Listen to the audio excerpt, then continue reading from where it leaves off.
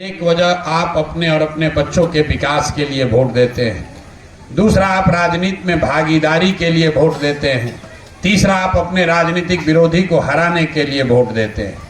इन तीनों वजहों को मानकों पर आप अपने 35 साल के निर्णयों को जरा जांच कर देखिए। विकास तो आपको मिला नहीं है। मैंने पहले कहा, आपको पहले मालूम है। सच्चर कमेटी देखने की जरूरत नहीं है, आप अपने गांव में जाकर देखिए, आपको मालूम है कि पिछले 30-35 साल में मुसलमानों का विकास नहीं हुआ है। ये बात तो सब आदमी मानता है, लेकिन फिर आप कहते हैं चलिए विकास नहीं हुआ, कम से कम हमारी सरकार है। तो भागीदारी के नजरिए से देखिए, पूरे राज्य में आबादी के हिसाब से 40, कम से कम 40 मुस्लिम विधायक होने चाहिए। आज बिहार में सभी दलों के मुस्लिम विधायकों को जोड़िएगा तो 19 विधायक ही मुस्लिम हैं, और इसकी खूब आप लोग चर्चा करते हैं। आप बताते हैं मुसलमानों को भागीदारी नहीं मिली। हम आपको बता रहे हैं ये चिंता का कारण नहीं है।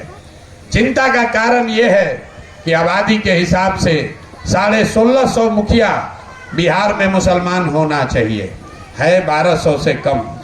आबादी के हिसाब से 27,500 वार्ड सदस्य मुसलमान होना चाहिए, है 11,000 से कम। तो आप बताइए, विधायक तो आप इसलिए नहीं बने कि दलों ने आपको टिकट नहीं दिया, लेकिन आपको और आपके बच्चों को मुखिया बनने से किसने रोका?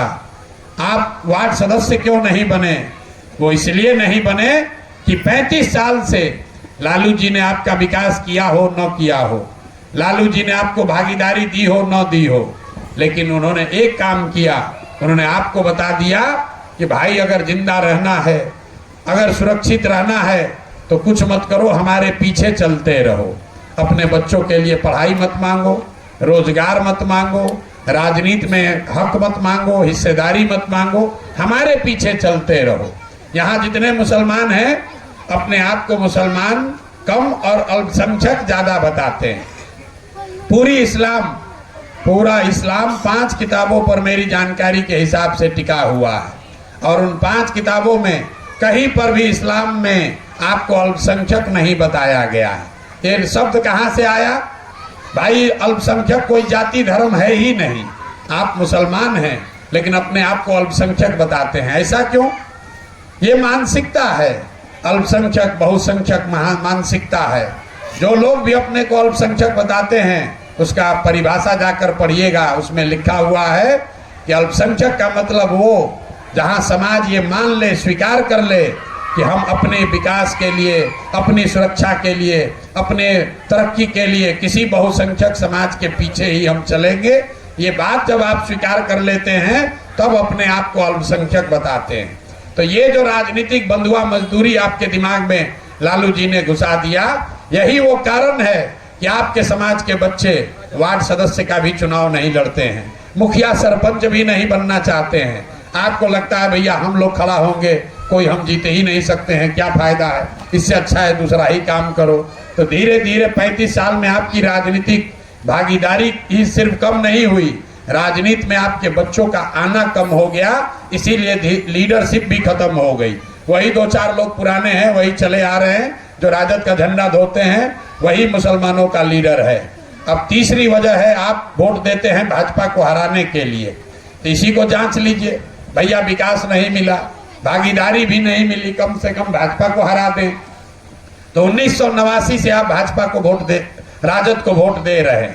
1989 से लगातार, तब ना ओवैसी आए ना जनसुराज आया, आपका वोट बटा नहीं, आपने लालटेन को किरासन तेल बनकर उसको वोट दिया।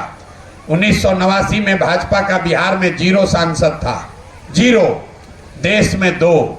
आज भाजपा का देश में 240 सांसद है, बिहार में गठबंधन का 30 सांसद है। तो आपको विकास मिला नहीं, भागीदारी मिली नहीं, और आप भाजपा को हरा नहीं पाए। लेकिन आप लोग कहते हैं हम लोग बड़ा इमोशनल कौम है, जिसका हाथ पकड़ लिया उसी का पकड़ कर चलते रहेंगे। तो भाई आपके इस्लाम में ये कहाँ बताया गया? ये भी आप इस्लाम में जो बात बताई गई है उसका उलट कर रहे हैं। आपको बताया गया है कि आपको बैठ के मशवरा करना है, रास्ता आगे का न दिखे तो मशवरा करना है, आगे के रास्ते में समझकर बात करके निर्णय लेना है, और आप हाथ पकड़कर चले जा रहे हैं। और आप कहते हैं जितने यहाँ मुसलमान हैं, आपको कहा गया है कि हक और बातिल में आपको हक के साथ रहना है, आपको हक के साथ खड़ा होना है। और मुसलमान क्या कर रहा है? आप हक की बात नहीं कर रहे हैं, आप तादाद की बात कर रहे हैं।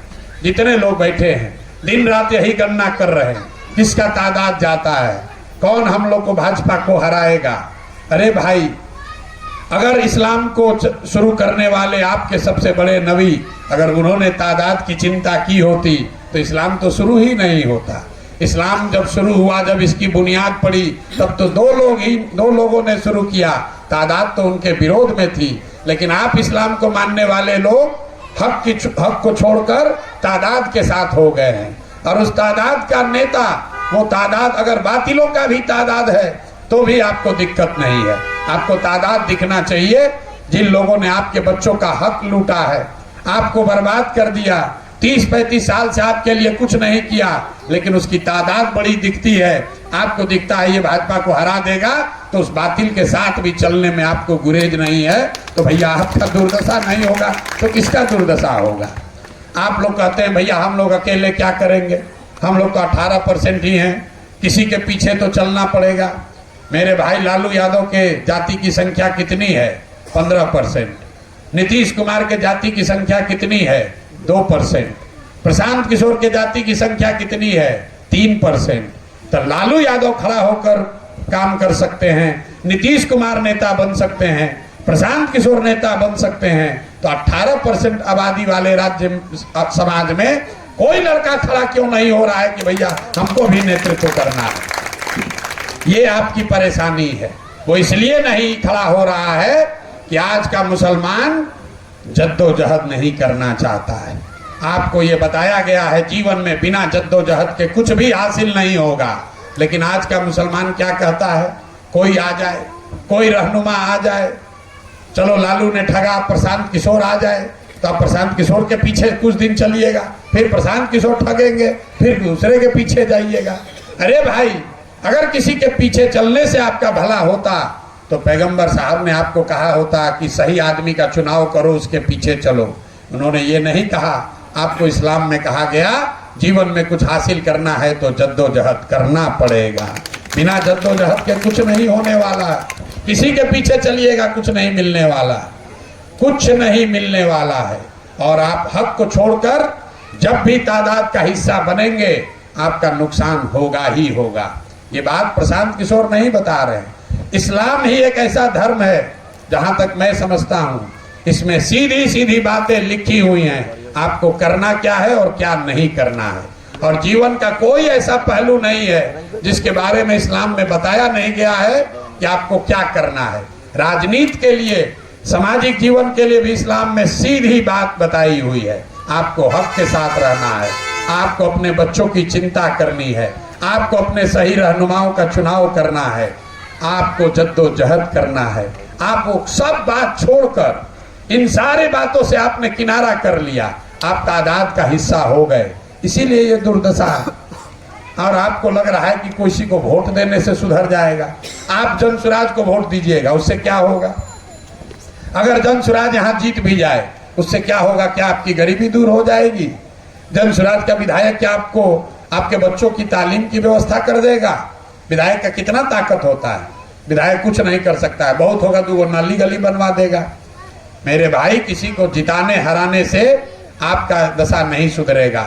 दशा तब सुधरेगी जब यहाँ की व्यवस्था में आपका हिस्सेदारी हो, और वो हिस्सेदारी तब होगी जब आप राजनीति में आइएगा। जब आप राजनीति में है ही नहीं तो आपको पूछेगा कौन? आपको तो किसी न किसी के पीछे ही चलना है। जब तक हमारा मन होगा, जब तक कांग्रेस को अच्छा लगा आपको अपने पीछे रखा। जब भागलपुर में दंगा हो गया उन्होंने आपकी चिंता नहीं की। जब तक लालू जी के साथ आपको अच्छा लगा आप रहे। अब लालू जी कहते हैं भैया ये लोग जाएगा कहाँ? अब तो ये भाजपा के डर से हमको देगा ही वोट, काम करे चाहे न करे। मुसलमानों की दशा देखिए, आप हक की बात कर रहे हैं, काम की बात कर रहे हैं। मुसलमानों की हालत तो इतनी खराब है कि आपके गांव में कोई वोट मांगने भी नहीं आ रहा है। आजकल लोकसभा का चुनाव हुआ होगा, हम दावा कर सकते हैं आपसे कोई वोट मांगने नहीं आया होगा। अगर कोई गलती से आ भी जाए तो मुसलमान खुद कहते हैं हम 10 राज्य में चुनाव कराए हैं। मुसलमान लोग कहता है अरे भैया हमारे यहाँ क्यों आए हैं, हम तो आपके साथ आइए हैं, आप अपना हिंदू वोट समेटिए, किसी तरह भाजपा को हराइए। तो मेरे भाई कोई आपसे अगर हाथ जोड़ रहा है कि हमको वोट दो, वो भी आप चाहते हो हमसे कोई मांगने ना आए, हम तो आपके बंधुआ मजदूर हैं ही, हम तो आपको देबे करेंगे, आप अपना वोट बटोरिए। जब आपका ये एटीट्यूड है, ये आपकी सोच है, तो आपके समाज का भला कैसे होगा? नहीं हो सकता है। आप चाहे जो भी प्रयास कर लें, जब तक इन बुनियादी बातों को आप नहीं सुधारिएगा तब तक भला होने वाला नहीं है। जन सुराज को वोट दीजिए मत दीजिए, जिसको मन है उसको वोट दीजिए, लेकिन इस बात को लेकर समाज में बैठिए, मशवरा कीजिए। गांधी ने इस देश को आज़ाद कराया, गांधी जी ने इस देश को आज़ाद कराया, उन्होंने आपके हमारे पूर्वजों से वोट लेकर देश आज़ाद नहीं कराया, उन्होंने समाज को जगाया। गांधी जी ने समाज को जगाया, गांधी आगे आगे चले, पीछे से पूरा समाज चला, हिंदू मुसलमान अगड़ा पिछड़ा सब खड़े हुए, तब न देश को आजादी मिली। आपने राजनीति को खाली वोट देने का ओकेजन बना लिया है। आपके लिए राजनीति क्या है? वोट के 2 दिन पहले जगो, पता करो तादाद किधर है, कौन भाजपा को हरा रहा है, उसको जाकर वोट दे दो, अब वोट देने के बाद फिर कहानी खत्म। राजनीति में आपकी कोई भागीदारी ही नहीं है, ना बौद्धिक, ना आर्थिक, ना संख्या के हिसाब से, ना आपके लोग हैं, ना आपका विचार है, ना आपका पैसा है। राजनीति में आप कुछ कर ही नहीं रहे। आपकी लड़ाई है किसी और से और आप समझ रहे हैं कि आप लड़ रहे हैं भाजपा से। जिससे भी आप पूछिए बोलता है भैया भाजपा से बड़ा लड़ाई है, किसी तरह भाजपा को हराना है। आपको तो ये भी नहीं समझ में आ रहा है कि आपकी लड़ाई है किससे। मेरे भाई आपकी लड़ाई भाजपा से नहीं है, भाजपा से आपकी लड़ाई नहीं है, आपकी लड़ाई है संघ से, जो भाजपा जैसे दल को पैदा करता है। आपको मोदी से डरने की जरूरत नहीं है, आपको संघ की विचारधारा से डरने की जरूरत है, क्योंकि वो विचारधारा मोदी पैदा करता है, वो विचारधारा से योगी पैदा होते हैं। अगर आपको लड़ना है, संघ कोई गांधी मैदान में रैली करके नहीं बना, संघ कोई वोट देकर एक दिन एक चुनाव के लिए नहीं बना। संघ को बनाने वाले लोगों ने, उस विचारधारा के मानने वाले लोगों ने 50 बरस से 3 पीढ़ियों ने गांव-गांव जाकर संघर्ष करके, जद्दोजहद करके अपनी विचारधारा को घर घर फैलाया है। तब उसकी ताकत है कि वो भाजपा जैसे दल को जन्म देता है। आप यहाँ जितने मुसलमान बैठे, जो कहता है भैया सुनने के बाद सब, अरे भाई कुछ हो चाहे नहीं, किसी तरह मोदी से छुटकारा हो जाए, आपको याद दिलाना चाहते हैं। आज से 15 साल पहले, 10 साल पहले मुसलमानों से अगर कोई पूछता तो लोग कहता भैया वाजपेयी तो ठीक है, आडवाणी से बड़ा डर लगता है, आडवाणी से किसी तरह निपटारा हो जाए तो अच्छा जीवन सुखी हो जाएगा। आज यहाँ जितने मुसलमान बैठे हैं, आपसे हिंदुओं की बात छोड़िए, आपसे पूछेंगे अच्छा ये बताइए आडवाणी और मोदी में कौन स्वीकार है, तो लोग कहेगा भैया आडवाणी कितना भी खराब था ठीक था, मोदी बड़ा दिक्कत वाला है, चलिए आडवाणी को ही मान लेते हैं। आप लिख के ले लीजिए, आज से 10 साल 15 साल के बाद मुसलमान ही कहेंगे मोदी कितना भी खराब था ठीक ही था, फिर भी जी रहे थे, योगी बड़ा खतरनाक है। ये लड़ाई अभी शुरू हुई है और आपको समझ नहीं आ रहा, आप खाली चुनाव के चक्कर में पड़े हैं, किसको जिताएं किसको हराएं। मेरे भाई अपने बच्चों को लड़ाई के लिए, राजनीतिक संघर्ष के लिए तैयार कीजिए। आप यतीम खाने चलाते हैं, मदरसे चलाते हैं, लेकिन इस पूरे देश में कहीं भी राजनीतिक प्रशिक्षण का कोई व्यवस्था मुसलमानों के लिए नहीं है।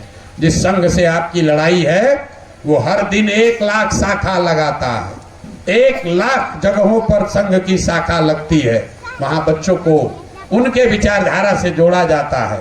और आप सोच रहे हैं कि कोई रहनुमा ऊपर से गिर जाए और हमको, हमारे बच्चों का भला कर दे, कैसे हो सकता है?